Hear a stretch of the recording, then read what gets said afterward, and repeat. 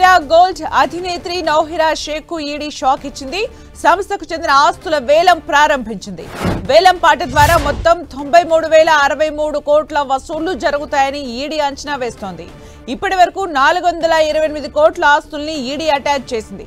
ఇటీవలే ఓ స్థిరాస్తిని 19,64 లక్షలకు రిజిస్ట్రేషన్ పూర్తి చేసింది. మిగతా ఆస్తులకు వేలం పాట ప్రారంభించింది. వసూలైన సొమ్మును బాధితులకు పరిహారంగా చెల్లించనున్నట్లు ఈడీ అధికారులు ప్రకటించారు.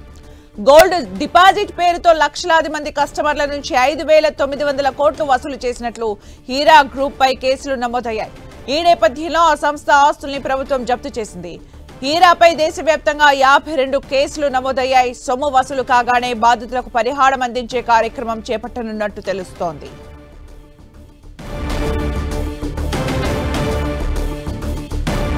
పూర్తి సమాచారం మా ప్రతినిధి కిరణ్ అందిస్తారు. కిరణ్,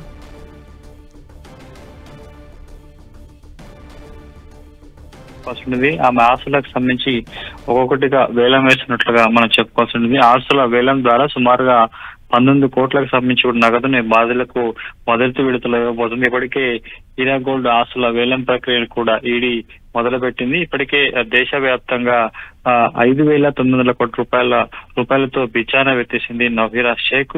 దేశవ్యాప్తంగా 52 పైగా కేసులున్నాయి. ఈడీ వేలంపేటలో సుమారుగా 19.64 కోట్లకు సంబంధించిన నష్టపరిహారాన్ని బాధితులకు ఇవ్వబోతున్నట్లుగా ప్రసారానికైతే మనకు తెలుస్తుంది. పూర్తి స్థాయిలో ఈ కేసుకు సంబంధించి ఈడీ హైదరాబాద్ జోన్ కార్యాలయానికి సంబంధించి నౌహిరా షేక్ సంబంధించి ఆస్తులను కూడా అటాచ్ చేసింది. అందులో ఒక స్థిరాస్తికి సంబంధించి 19.64 కోట్లుగా విజయవంతంగా వేలం ప్రక్రియ పూర్తి చేసింది. అందుకు సంబంధించి రిజిస్ట్రేషన్ ప్రక్రియ కూడా పూర్తి చేసింది. ప్రస్తుతానికి అయితే ఇటు 5,978 కోట్లకు సంబంధించి మోసానికి సంబంధించి దేశవ్యాప్తంగా ఎఫ్ఐఆర్లు నమోదయ్యాయి. 52 పైగా కేసులు కూడా ప్రస్తుతానికి మీద నమోదైన నేపథ్యంలో ఒక్కొక్క ఆస్తుకు సంబంధించి కూడా పూర్తిగా వేలం పాట వేసి ఆ ద్వారా వచ్చిన నగదును ఆ బాధితులకు ఇచ్చే విధంగా ఇప్పటికే ఈడీ అధికారులు కూడా కసరత్తు చేస్తున్నట్టుగా చెప్పవలసింది. దేశవ్యాప్తంగా 428 కోట్ల విలువైన ఆస్తులను ఇప్పటికే ఈడీ అటాచ్ చేసింది. కాబట్టి పూర్తి స్థాయిలో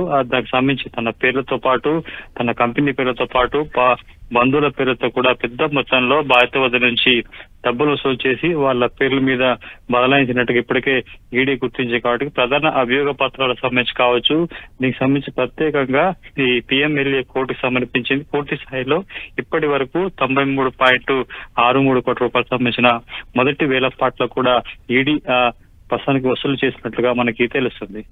thank you Kiran for the updates.